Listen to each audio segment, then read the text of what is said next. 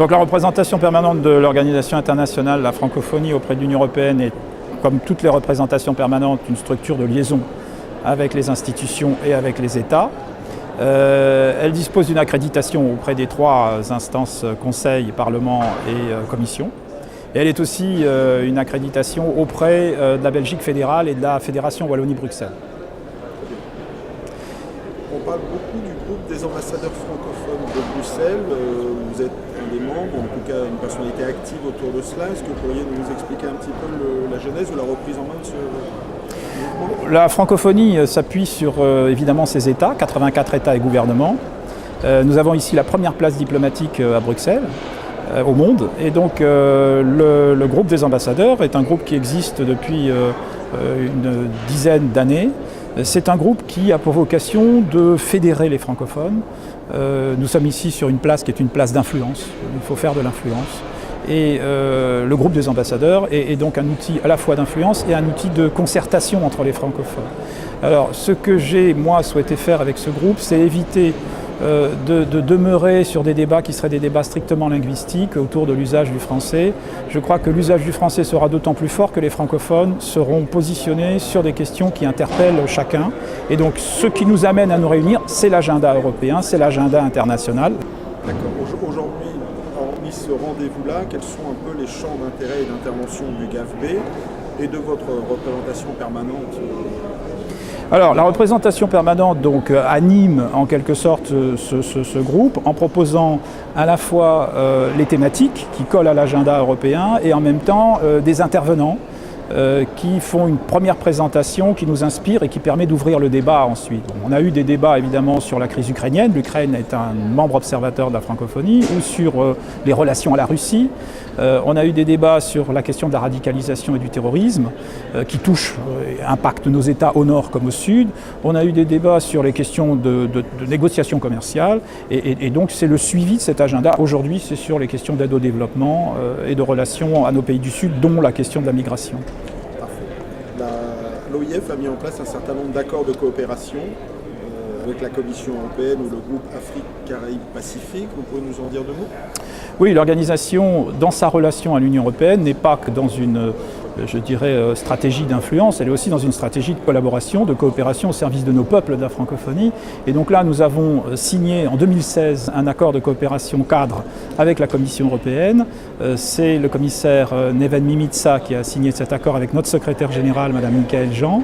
Et donc, il nous a fait d'ailleurs l'honneur de se rendre au sommet de la francophonie à Antananarivo, à Madagascar, en 2016, novembre, pour signer cet accord qui est un accord qui décline un très grand nombre de nos dossiers, éducation, environnement, scolarisation, formation professionnelle, gouvernance, bonne gouvernance, médiation dans les dossiers de paix et de crise dans le Sud. Et concernant l'ACP ? Alors nous avons aussi une relation forte avec le secrétariat du groupe des pays ACP. Nous comptons 33 États membres de la francophonie qui sont membres du secrétariat du groupe ACP. Et nous avons là un autre accord que nous avons signé cette année 2017 en novembre. Le secrétaire général, Patrick Gomes, s'est rendu à Paris pour signer cet accord avec Michaëlle Jean. Et là aussi, c'est un accord qui concerne des questions qui touchent, par exemple, la conservation du patrimoine cinématographique africain, à des questions qui touchent à l'éducation, à des dossiers qui touchent au renforcement des capacités économiques et de programmation économique et de stratégie économique de nos États du Sud, et qui touchent aussi à la formation des enseignants. Et nous bénéficions sur les fonds intra-ACP de budgets très conséquents qui nous viennent à travers le FED, mais via les ACP.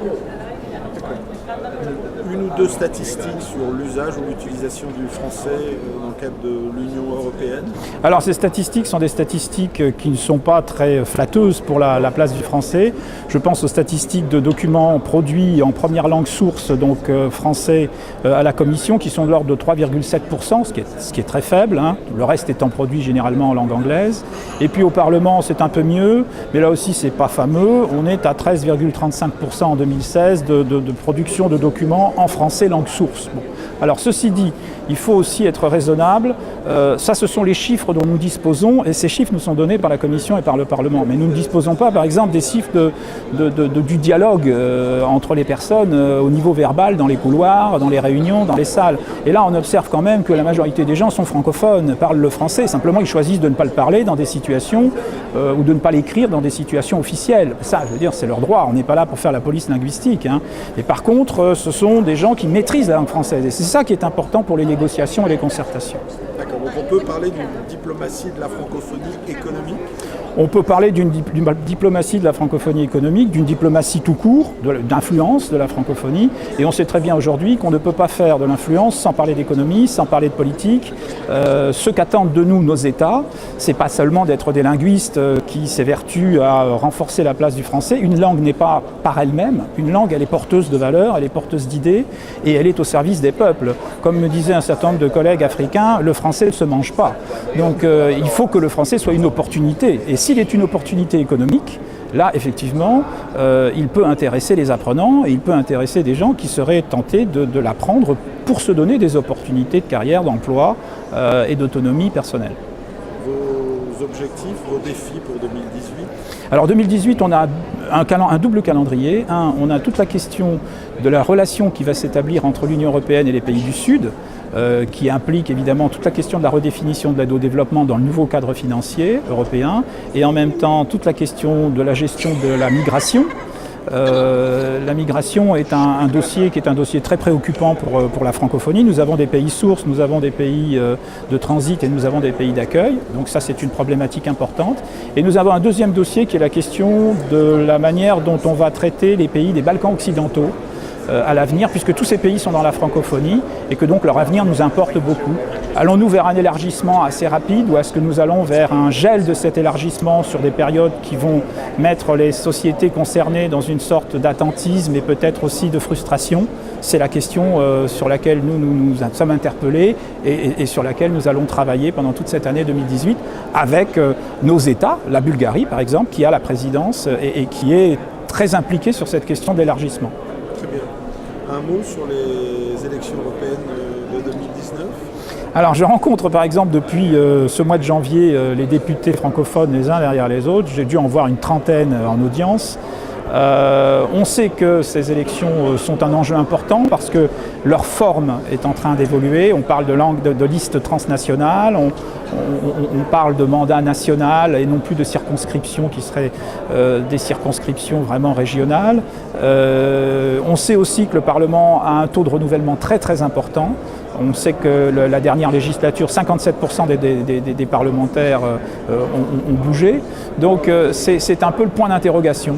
De toute façon, la francophonie sera là et quels que soient les députés qui prendront fonction en 2019, on sera à leur côté. On a besoin des députés unis derrière la francophonie aussi. On a parlé du groupe des ambassadeurs francophones, mais la question des députés francophones est très importante. Est-ce qu'il va y avoir un groupe? Alors, on travaille sur cette idée. L'une des députées, Raluja Nicolai, est en train de travailler sur la création d'un bureau des députés francophones et on va essayer d'aller vers 2019 vers la création d'un intergroupe francophone. Mais là aussi, c'est une question de volontarisme des francophones. C'est pas à l'ambassadeur de la francophonie de créer ce bureau, c'est aux députés européens francophones. Au-delà de toutes les convictions politiques et de tous les cercles politiques et de tous les clivages nationaux, c'est à eux de se réunir autour de la francophonie pour créer cet intergroupe et augmenter à la fois l'influence des francophones et l'usage du français. Parfait, merci beaucoup. Merci à vous.